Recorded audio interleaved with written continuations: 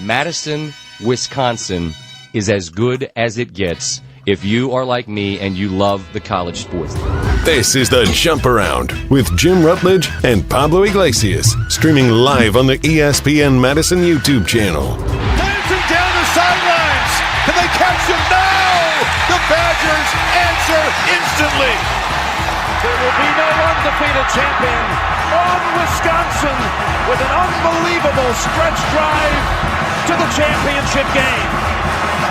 Gordon again! Inside the 5, touchdown! What a performance by Melvin Gordon! Chucky Hepburn, Big Ten on the line. Yes! It's over. The Wisconsin Badgers win 17-9. They are the first Big Ten team ever to win successive Rose Bowl games. That is the best college sports town in America.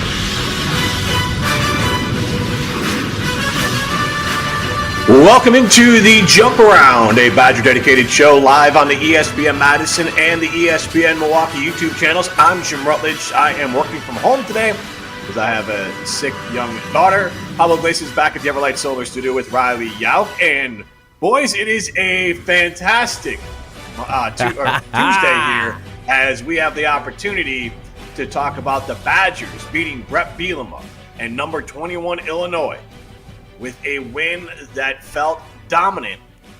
Arguably the best win in the Luke Fickell era. The Badgers beat Illinois 27-10.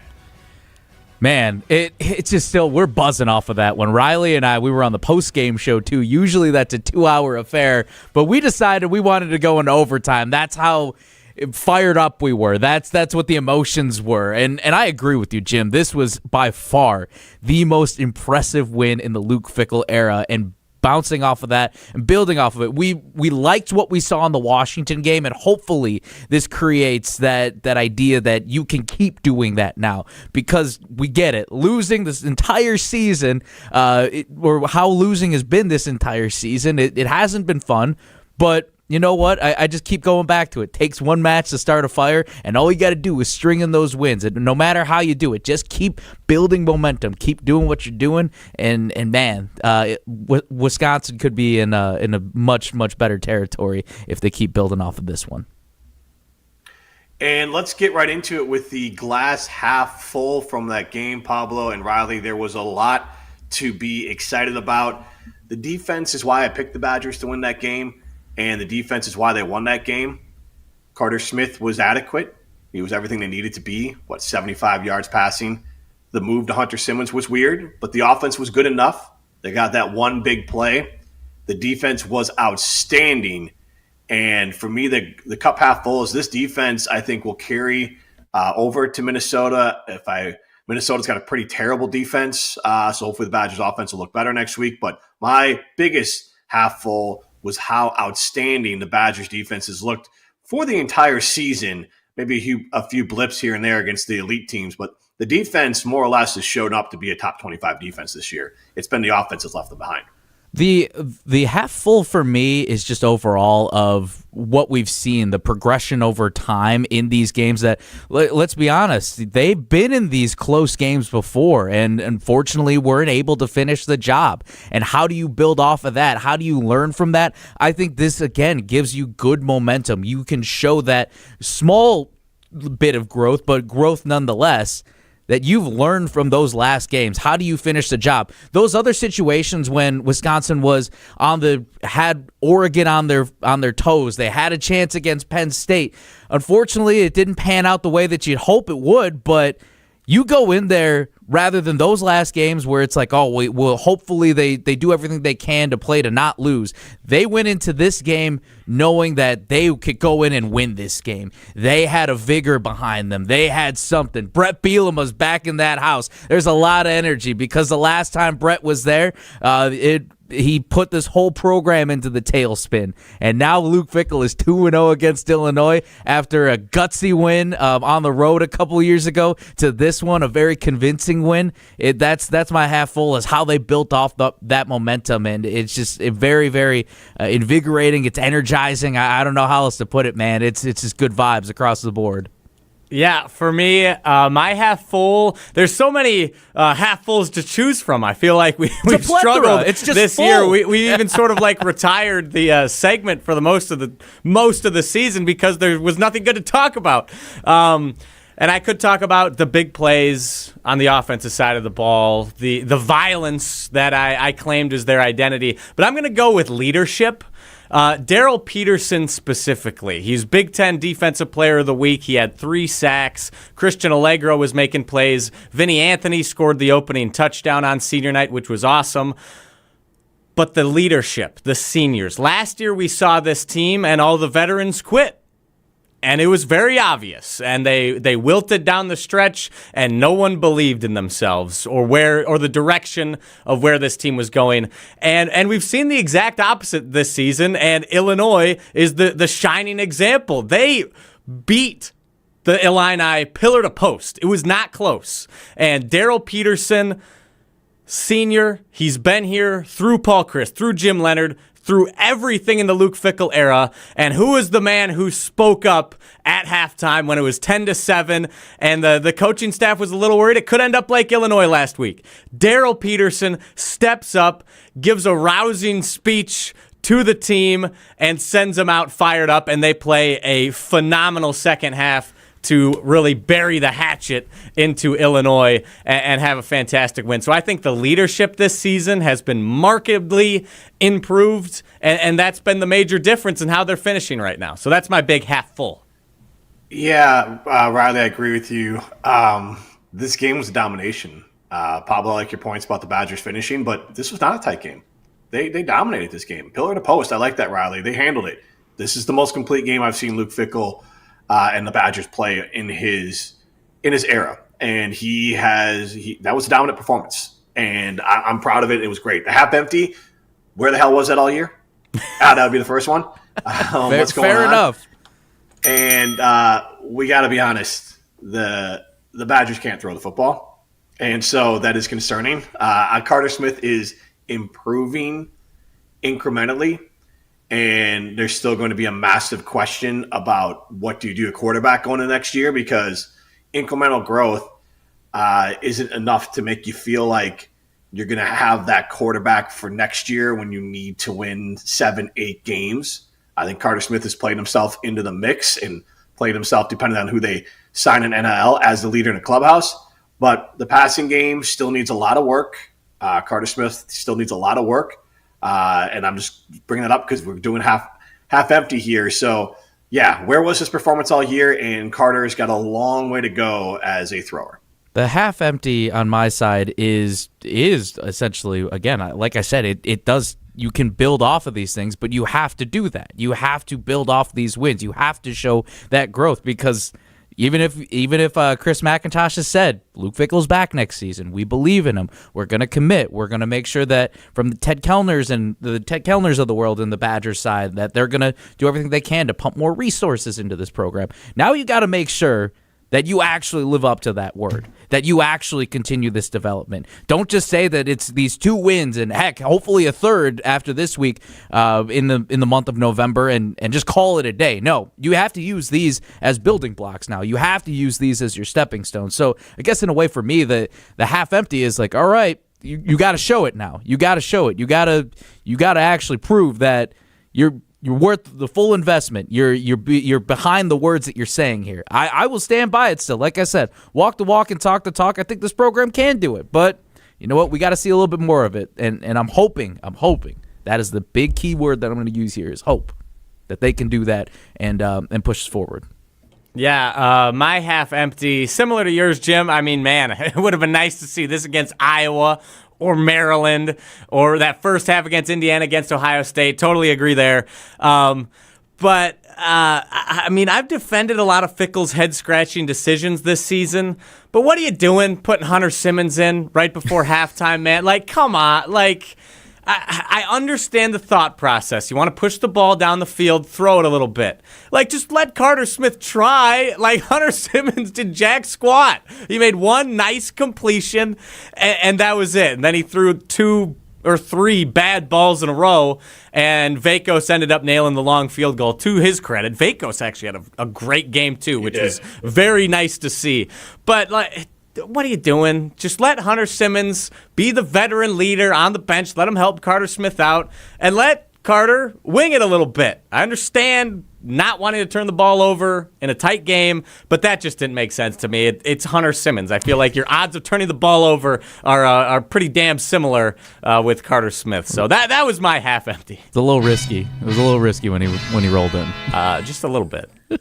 It is Axe Week. It is fun, and the Badgers are the ones that made this a rivalry by not dominating Minnesota like they used to. I want to say it was 17 or 18 years of beating Minnesota in a row. PJ Fleck has made this a rivalry, not so much by winning, but by just being one of the most annoying human beings in the Big Ten Conference. He is wildly unlikable. He is someone that I hope the Badgers never have that type as their coach, because it's someone you don't ever want to have to root for. He seems completely disingenuous. He seems completely phony, and he always seems to be looking and waiting for the next job. So he is someone to very much dislike and easy. The entire definition of the Badgers football season rides on Saturday. If they win and bring the Axe back to Madison, they're going to end up with 5 wins. There's an outside random shot at a bowl game. Probably not going to happen. But also, you bring back the Axe, you get the rivalry victory. You win your last 2 games or you win 2 out of your last 3 games against ranked opponents. You finish strong, the complete opposite of how last year ended, where there was a soft and bad finish where players looked like they quit. This year, you can finish with young players stepping up, veterans being reinvigorated, and finishing strong. And 5-7, I think, or 5 wins is how a lot of people picked the Badgers to go this year. Not in this way. But if they go out there and bring the Axe back, which I think is incredibly important for the program, for the fan base, for the team, then I think that they can rewrite a season where we all thought Luke Fickell was going to get fired. They go 5-7.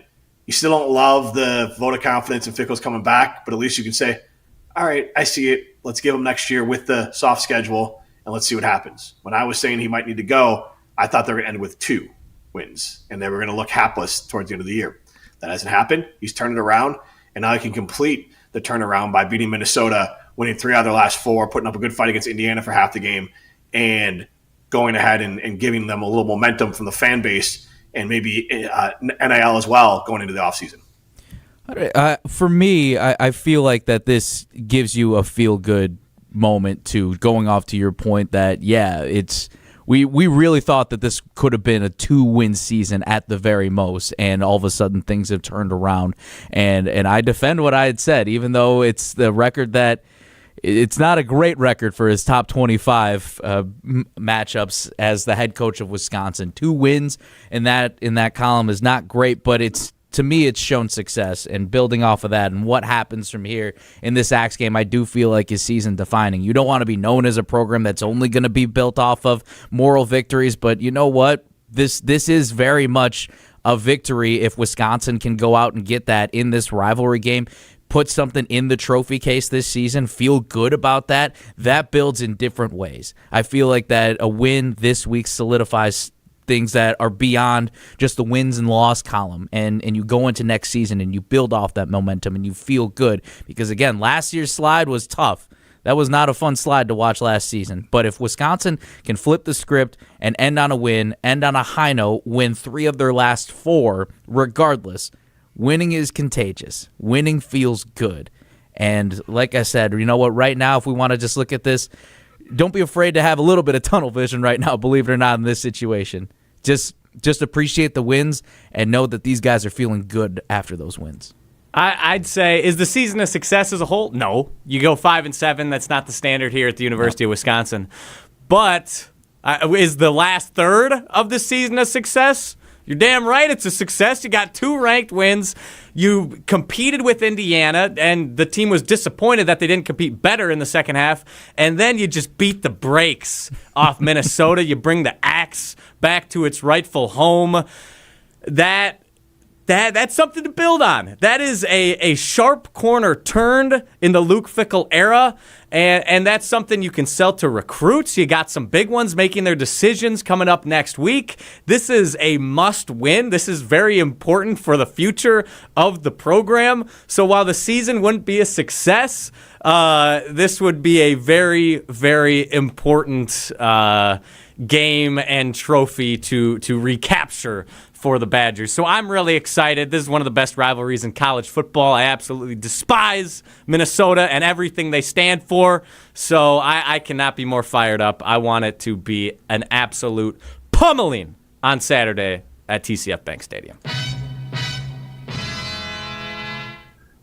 And our clip of the week is tied directly to this game. It is featuring Oklahoma defensive coordinator Jay Vilai, and Oklahoma is having a heck of a season. He is a former Badger. He is a former ESPN Madison intern. And I tweeted this out on my Twitter at Jim Rutledge, and Jay Vilai gave me the like on it as well. You can follow Coach Jay Vilai on Twitter. He is the Oklahoma defensive coordinator, and he is the man who had this hit for the ages.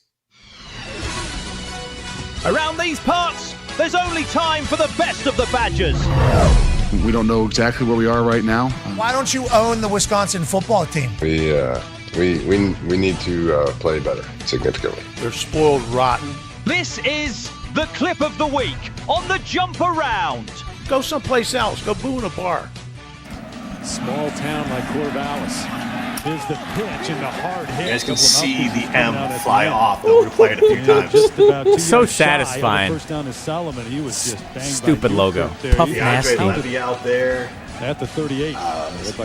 Mike Newkirk. It's Jay Vilai. Lance Kendrickson. 5'9", 197. Kid from Texas. Watch this now. You got to always find him on the break.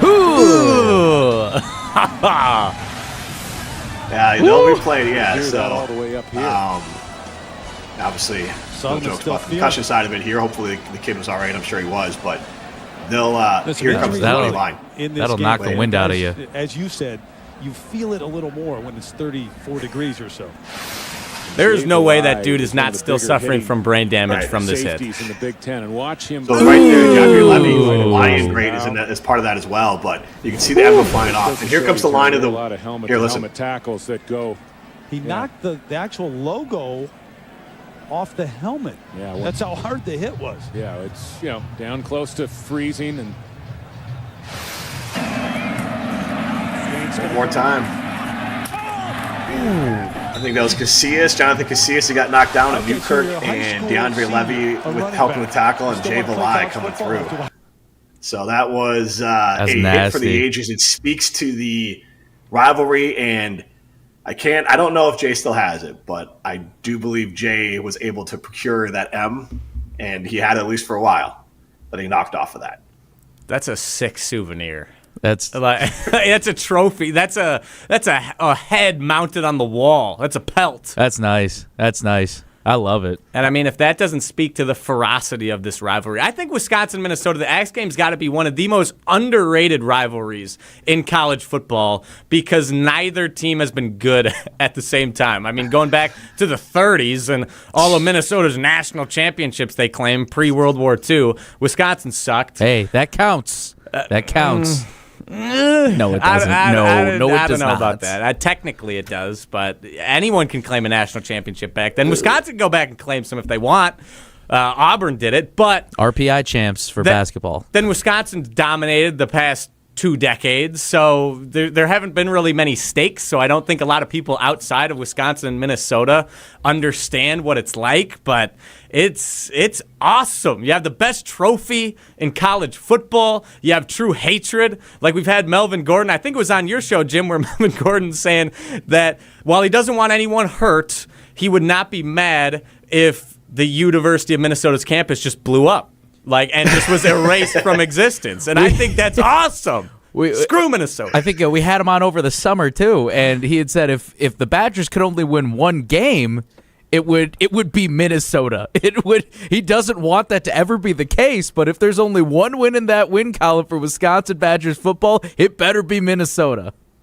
It is an opportunity to redefine this season, to put a hell of an ending on a tough book. but end it with a great chapter here for Badger football. If they can take home the axe, that is our clip of the week. Vilai bringing it. Riley, a little production note here. I want to live watch that with Collin Wilder as he joins the show a little bit later. And I think Collin would appreciate a hit like that. And maybe he doesn't even know that hit exists out there. I don't know how much that's in the Badger lore, but Collin, it should be. He would appreciate that hit too. Those are the type of hits that Collin Wilder would administrate out when he was in the secondary. Yeah, Wilder got thrown out for less. That's true. Let's get to everyone's favorite segment. It's the Twitter portal. It's time for the Badgers Twitter portal. Yeah, it is time to enter the Badgers Twitter portal, and today we have a couple of topics. One of breaking news significance. It was announced this morning. We got a press release from Patrick Herb at UW Athletics that Wisconsin has landed a 10-year extension with Under Armour as their official uniform and apparel outfitter. There are, in my opinion, as you can see from my tweet here, lots of interesting nuggets from that press release, including that there's going to be an increase in retail apparel for fans to buy, which I'm curious to see what that looks like, or if Wisconsin's going to get more. It's going to be similar to like a Notre Dame type haul, because there's a bajillion Notre Dame things you can buy. And then also more involvement from student athletes and learning sort of the business side of things and in helping out with design, which I think is interesting, similar to what the basketball team has done every year with their player design uniforms. But what caught my eye the most is that we're getting some new jerseys, some custom uniforms for the Shamrock Series game next year at Lambeau Field. I'm a sucker for alternate uniforms. I love uniforms, so I'm fired up. I really like their Forever Forward ones from 2021. Excited to see what those look like. But as a whole, how do you guys feel Under Armour, Wisconsin, 10 more years? I know I've seen a lot of negative sentiment generally from the public. As I rock I feel like some of the retailers didn't think this was going to continue, because I got this no-quit Under Armour thing and a couple other Under Armour Badger things real cheap before the season started. And I felt like there's a chance that you're going to have to be buying new stuff going forward. Here's my hot take on it. The Badgers' blandness overall and lack of creativity when it comes to uniforms on the football side of things, and their stagnant nature and the lack of apparel and the lack of creativity in the apparel and all that is a Wisconsin Badgers problem, not an Under Armour problem. Mm-hmm. I have full confidence that if the Badgers bring them good ideas, Under Armour will happily figure out how to execute them. The Badgers have been fuddy-duddies for a long time. It took them a long time to get beer sales into Camp Randall. We've talked before about how either they're ignorant or arrogant when it comes to their program, about how they try to market themselves. And we talk about how the board of directors at times gets caught up and gets stuffy. The Badgers, whether it comes to NIL, whether it comes to game day experience, and especially uniforms, it's on them to loosen up. And if they loosen up, then Under Armour will loosen up and give them what they want. So if you're mad at someone for the lack of super creative uniforms over the last decade with Under Armour, be mad at the Badgers, not Under Armour. I guarantee Under Armour will happily do whatever Wisconsin asks them to do.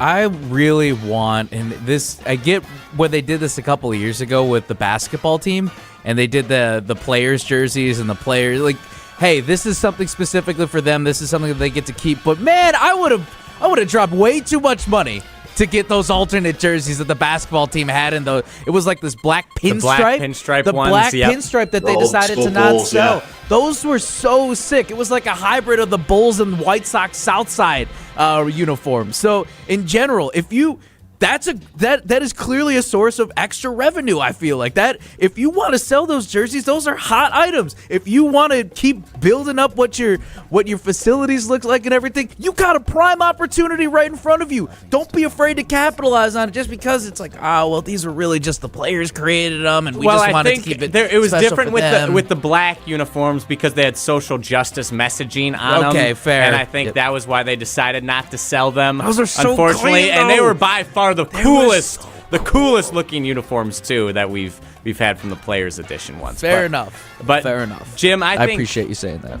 Of course, I think you hit the nail on the head. You look at what Under Armour has done with Utah's uniforms. for football. Like, those are sick. Pause there for a second.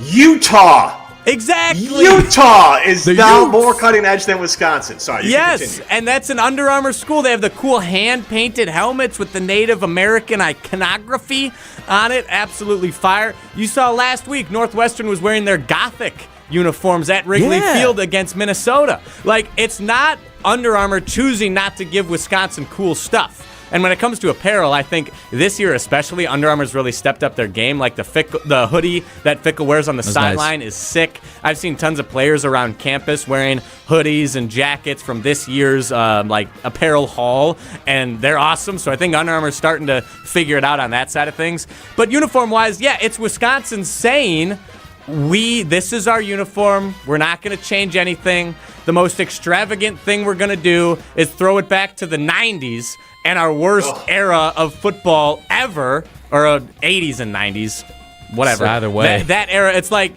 what are we doing? This is on Wisconsin choosing not to be cool. Like, fans have been asking for a black uniform for forever. And it's possible to make a sick one. Like the basketball uniforms. Throw some gold in there. Oh, my gosh. It's gonna be I'm buying that immediately. Let's take 2 seconds here. One, I think the Badgers, what's the kid say, like unk? The Badgers are unk right now. Like, just yes. It's like even Notre Dame, they have the most tradition out of damn near any college in America. And they get more experimental and have more fun with their uniforms than Wisconsin, which is unacceptable, in my opinion. Yeah, put the Badger on there. Put Bucky on a helmet. Put an actual Badger on there. Put some on the logo. Just give it a whirl. If you're going to go all red, Under Armour will happily print these for you. They're not charging you per uniform. It's good marketing for Under Armour. They would love to do it. I guarantee it. Play with the colors, play with how they're designed, go with the matte, more matte colors, and come on. All black uniforms, then you get a blackout, then you get more merch into the stands, you get people buying in on this. Come on, let's do it. Yeah, it's not hard. Yeah. So quickly now, last thing before Collin Wilder joins us, bold prediction for Wisconsin versus Minnesota. We had Dr. Marte thinking about how Wisconsin's front seven is going to do Minnesota's awful O-line. We might have 10 sacks. So whether it be 10 sacks, Carter Smith throwing 2 touchdowns, bold prediction for Wisconsin, Minnesota. Pablo, go. Let's say Darrion Dupree breaks 200 yards. Is that bold? That's bold. Let's go with it. Darrion Dupree is going to build off of that momentum. The offensive line, fingers crossed, all healthy. He's going to be playing their 5th straight game together as a unit. More blocking, more good opportunities. Darrion Dupree is just getting started. I'm going to make mine team-related, but it'll happen during this game. The Badgers will pass 83 points in the Big Ten. I think they need 9 points to do that. Yeah, easy. Let's go. Darrion Dupree needs about 80 yards, I believe. Maybe it's 90 to get 400 for the year. He needs 408 to pass the number that we came up with Melvin Gordon ran for 408 and 3/4. We wanted one Badger running back to run for 408 for the year.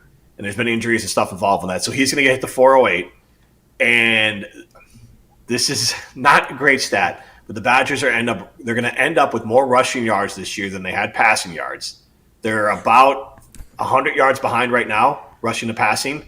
I think they'll make up that gap, and neither's going to be 2,000 yards. That's a different story, but I think they'll end up with more rushing yards than they will have passing yards. But I'm going to take that as a positive because it does speak to Jeff Grimes putting his money where his mouth was and saying, hey, we're going to run the football, and they ran the football. All right. My bold prediction is the Badgers score 35 points against Minnesota. I mean, recapturing the X, that's not that bold. We know it's going to happen. And then Carter Smith throws for 2+ touchdown passes. Okay. Even if it's a pop pass. Hell so 35 points, 2 touchdown passes for Carter Smith. That is my bold prediction, and that was the Badgers Twitter portal. All right, before we get to Collin Wilder, I want to tell you about Steinhoffel's biggest Black Friday sale. It's happening right now. Save 10% store-wide and get $50 instant cash back for every $499 you spend. Plus, use your Steinhoffel's credit card and get a $200 MasterCard rewards card when you finance over $1,999. Check out doorbusters like recliners for just $229 and sofas starting at $299. And when you buy a premium mattress, get a free premium delivery on everything. Shop in-store or online at steinhoffels.com. Don't wait. These deals will not last. Collin Wilder coming up next. Hey, Wisconsin! Steinhoffel's biggest Black Friday sale is happening now. Save 10% store-wide and get $50 instant cash back for every $4.99 you spend. Plus, get a $200 MasterCard rewards card when you use your Steinhoffel's credit card. And get amazing doorbusters like recliners $229, sofas $299. Plus, buy a premium mattress and get free premier delivery on everything. Shop in-store or online at steinhoffels.com. And the last time we had this guest on, things were not great for the Wisconsin Badgers, but it's good to bring on Collin Wilder now to talk positively about where this Badger season is heading towards at the end here, Collin. And thanks for taking the time to join us. And for me, this season feels almost like the reverse of last year, where last year it started out, there was high hopes, and they kind of sputtered down the end. And maybe it looked like some of the players, I hate to say quit, but maybe just ran out of motivation. This year, the team is motivated. The young guys are motivating the veterans. Now the veterans are motivating the young guys, and it really is something fun to see come together these last few weeks, beating Washington, giving a hell of an effort against Indiana, and then taking down Brett Bielema at Camp Randall again on Senior Day. The seniors showed up. The youngsters showed up. It's been a heck of a last few weeks. Yeah, I was talking about this the other day of what would you rather have in this season of whether hitting rock bottom late or early and finishing strong or starting out hot. And I would much rather for this Badger team to be finishing strong going into 2026 with a lot more momentum than kind of taking that deep dive into a deep hole late in the season. And then we're really wondering what we're going to be looking like in 2026. Now, this whole team could be an entirely different team in 2026, or hopefully we can get these guys back and keep this culture of what it is of guys who have hit rock bottom and climbed their way out into some momentum to end the year. So I think you're right where you want to be relative to what the season was and what it's become, and then how these guys have fought and given a lot of positivity and hope for this team and for these fans. So we have a lot to be excited about. And, the big thing now is finishing against against Minnesota and getting that axe back. I mean, that would be really the cherry on top of these last several weeks. Collin, a lot of momentum going into this game. It's Axe Week in general. I know. We're talking with all you guys over the years. Like this is a big week. This is the game that everybody circles on the calendar. To talk about the last few weeks, though, what have you seen in this team? What have you seen in the program that just seems different over these last few weeks that built this momentum up to this point? I think you see a different change of just relentless mentality from really all phases, right? I mean, we're playing clean on special teams. We're finding a way to put up points and stay ahead of the sticks on offense. And then defense is flying around and getting to the quarterback. I mean, the great defenses really expect to have a second quarterback going into the game for how much pressure you're applying. And I think that mentality seems like a really real thing for this defense. And, you just see guys flying around. They're not playing to not lose. They're playing to win. And I think that's spread out among all the players and the coaches right now. It's just a different mentality and confidence. And there's just something about when you win games, or there's a specific win where you kind of find a rhythm and find some confidence between your ears on what you're capable of. And you kind of feel that with this group right now. And it's the perfect time to do it right before Axe Week. Speaking of Axe Week, and there's so many big moments, block punts to win games and things like that for the Badgers during Axe Week. There's one I want to set up here, but he played back in the era when I covered this team, so more like 07 through 2009, 2010. But Jay Vilai, a safety from Texas, is a former Badger, former ESPN Madison intern, current defensive coordinator for Oklahoma. Did you ever cross paths with Jay? Do you remember that name, Jay Vilai, watching the Badgers? I've never crossed paths with him. I've always wanted to shake his hand, because y'all can correct me if I'm wrong, but there's that one play where he knocked the logo off of a Minnesota player's That's what we want to watch with you right now. So that is what he's known for me, and that's why I have so much respect for him, just from one freaking play. So we're going to play that clip for you, and you can see the M fly off. I know from Jay that at least for a very long time he had that M. But let's watch the clip, and you can talk through it, talk over it. But Riley, go ahead and fire up the clip. Small town like Corvallis. Here's the pitch and the hard hit. Couple of mouthpieces coming out at the end. And just about and that's Matt Shaughnessy, who played in the NFL. DeAndre Levy played in the NFL there as well. I think O'Brien Schofield is in there, played in the NFL. That was a heck of a defense. The headgear came Tell you what, you get arrested even for a hit That like really that on a shows run up on play. the tape. Number 20. This day and age. You gotta always find him on the radar. Yeah, did you see the M fly off of that there? Solomon's still feeling it. I don't know where it went. You'll show it again, and you get a chance. If you watch for it, you kind of look at the bottom of the screen. Yeah, it is off. Yep. 34 degrees or so. Here, watch it. Now look at the bottom of the screen. You'll see it go flying. Safeties in the Big Ten, and watch him. Oh, just a helmet right. Oh yeah, there it goes. Yep, right there, right around the 36-yard line. There are a lot of helmet-to-helmet tackles that go. He knocked the actual logo off the. What's even better is he needs help off the field. Right. Yep. And the line from the announcer, he knocked the actual logo off the helmet. Collin, obviously, that's a hit you know very well, even from this series. That's a hit that doesn't happen anymore.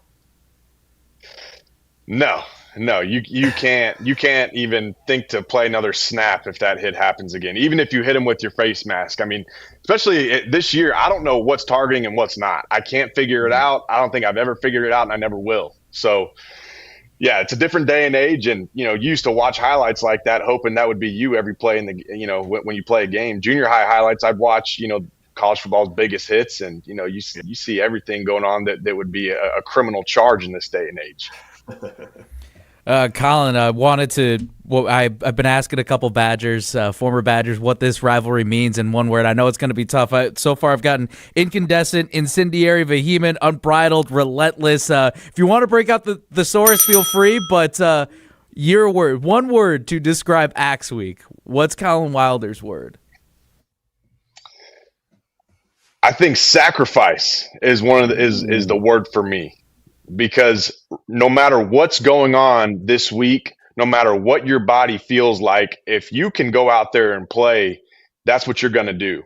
And you're going to sacrifice your body. You're sacrificing your time this week of preparation. You're sacrificing Thanksgiving, right, with your family. I mean, sacrifice to be able to come out with the axe and start chopping the goalpost is what it takes. And, I've seen a lot of guys find a way to play in this game because it's so important to them.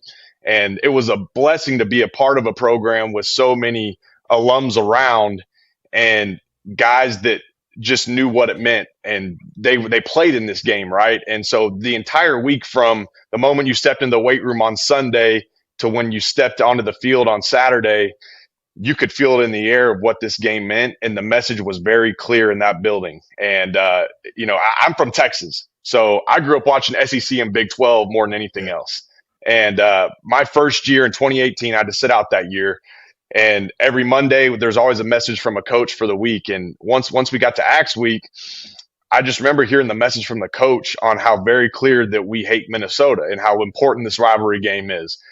And I knew about the Axe. I was aware of it, but I wasn't aware of how much we hated Minnesota and why, right? And I came accustomed to it very quickly once we lost that axe, and you had the seniors in the locker room bawling, crying that they'll never have an opportunity to play in this game again and get it back. So it was eye-opening for me, and then from then on, I mean, I was completely bought into the rivalry and bought into to what this game meant, and that's what I really want these guys to see. Guys for portal guys, you got a lot of guys who are never before who will be playing snaps this Saturday. So that's where the leadership, the coaches, you got to make it very clear on how important this game is. And, I think that's in this different day and age, we got to make sure that these boys are aware of what this game means to this program. So as you said, you grew up in Texas. It's the Red River rivalry.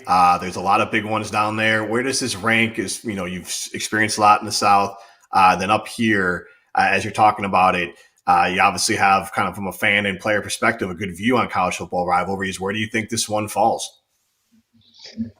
Amongst all of college football, if you get immersed in it and if you get around it, this is a top 3, top 5 rivalry for everyone to understand. I mean, I know you got Texas OU, you got Auburn, Alabama, you got Ohio State, Michigan, Even Oklahoma State, Oklahoma is a big one too. I mean, just being down south. But this game especially is something that if you grew up around the Midwest, this game means something. And this is bragging rights. This is a hatred-filled rivalry. You don't talk about respect too much in this, but you do respect your opponent, obviously, in their preparation. I know PJ Fleck, one thing that I can say positive about him is he knows how to play the Badgers. He knows how to prepare his guys. You have to respect that in order to find a way to be successful in this game. But that's the beauty of the rivalry game. And but if you're around it, if you get a taste of it, you'd understand. Collin, we touched on it a little bit. I know the last go around, we wanted to have you in that one, and that call. I'll tell you, I was not a fan of the call, left and right. I don't know. I was in the building for that one. Wish you were out there on the field, but you talk about it too with guys like Darryl Peterson, who balled out last week. You got to share the locker room with them a little bit. You mentioned this is the last game for a lot of these guys, especially on that defense. If you're Darryl Peterson, if you're the guys in that locker room, what's that speech? What's the advice that you give for the guys who are balling out with the Badgers one last time for this game? I say there is nothing left to give after this game. Nothing is guaranteed. I mean, it's a long shot. We talk about, I've seen some stuff on Twitter about a bowl game. This is the last game, right? And that's your mentality as a player. And what more do you have to give after this game? There should be absolutely nothing. Absolutely nothing. I don't care what it takes, what your body feels like, what energy that you have after the game. It should be completely empty. The tank needs to be emptied, and you need to do it for each other. And the feeling of having that axe, especially as a senior, and chopping down the goalpost, I didn't get a chance to do that in my last game. The seniors in my class didn't get to do that. And you sacrifice so much all year long to enjoy those type of moments. That's why you come to Wisconsin, to enjoy the wins as a brotherhood. And this is your opportunity to do that. This is your opportunity to go out on a high note and to remember your final game at Wisconsin being victorious with the axe. And so again, empty the tank. Absolutely empty the tank. That'd be the message to the boys. Collin, the last thing I have for you is clearly this is going to be an emotional game. The Badgers, to their credit, with all these ranked opponents they've played, have been in these games this year. But there's a lot of emotion for the seniors. Then you throw in the rivalry and you throw in the axe, and it's a lot for players to get ready for a game. How do you walk that line of getting not too right, but too hyped for a game, to be able to come out you don't want to come out nervous. You don't want to come out with too much energy or trying to do too much. So how will these seniors try to help the youngsters make sure that they find that balance of intensity, but also playing within yourself? Yeah, I think the intensity really needs to come from the prep during the week, making sure your scout team guys are detailed on the look that they give throughout the week, making sure that we're detailed on the game plan, guys are dialed in. Thanksgiving week, right? So, on Thursday, making sure that, like you have a good time, like with your team activities, but you're going to get out of routine a little bit. You're not going to be in school. I mean, make sure that you find your routine that gets your rest. Make sure that there's no distractions. I mean, the last thing we need is to do something that we could completely control to become a distraction. That's a huge thing this week. And then once you get to the game, I mean, I always talk to the guys like, we don't get too high, too low. Anytime we get too high, it's always for good things. And we don't get too high for negativity. And we just stay even killed and make sure that we're focused on doing our job properly. But don't go out of your routine. Don't go out of it. Make sure that you're staying whatever's worked for you all year as a player. Keep doing it this week. And the game is the same. The game's gonna be played the same as you played the last 11. So let's make sure that we're just staying consistent with that. I mean, I think that's a good message for guys who, especially some young guys, freshman football players who will be playing for us this week, to just understand. I mean, not to get out of your routine. Collin, thank you so much for hopping on and talking about rivalry. And I'm glad we had you on for good news. So the Badgers are finishing strong. The defense is looking great, and hopefully we'll have some excitement going into this offseason. Yeah, I appreciate y'all having me on. Hopefully these fans can enjoy a little bit of positivity more. Don't we think, boys? That'd be great. Yes, absolutely. That'd be nice. I think one more win and we're all going to feel pretty good about how this year ended. A couple wins against ranked opponents and then take back the axe. There'll be a lot of momentum. Camp Randall will start full next year if that's how the season ends. 100%. 100%. All right. Thank you, Collin. That's Collin Wilder. This has been The Jump Around. I'm Jim Rutledge along with Pablo Iglesias and Riley Yao. Thanks for watching.